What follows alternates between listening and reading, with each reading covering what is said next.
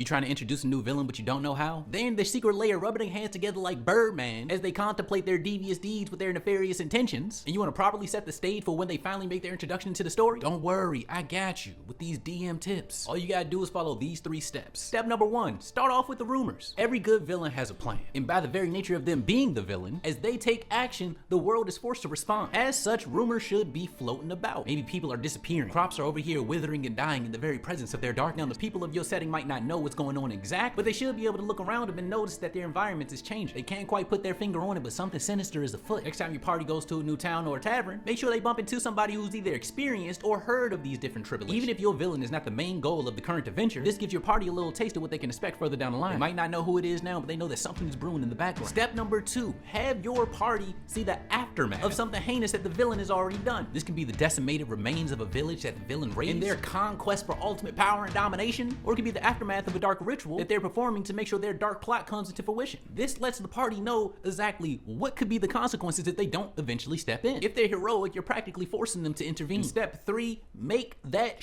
person. I like to start off my campaigns with some pretty likable NPCs, or maybe some pretty memorable locations. Watch for what your party engages with as they go through their early adventures. What's really drawing them into your world, into your story. Somebody or something that they have grown an attachment to. Merely have your villain take that away. Maybe you kill off one of their favorite characters. Or better yet, maybe the villain corrupts them. And the only way to save them, or to get revenge, is to focus up and start hunting that down. This helps build up that tension and stakes for when you finally introduce them to the story. This way the villain has an appropriate amount of menace built up. The stakes are set, and by the time you get to step 3, they done made that person. So when the heroes finally come to the villain's lair and kick in the front door, they're gonna have all the motivation they need in order to want to put that in the dirt. Now, all you had to focus on are these monologues and practicing an evil laugh. Try it out in your campaign, and let me know in the comments how you like to introduce your villain. And go ahead and follow me for more DM tips.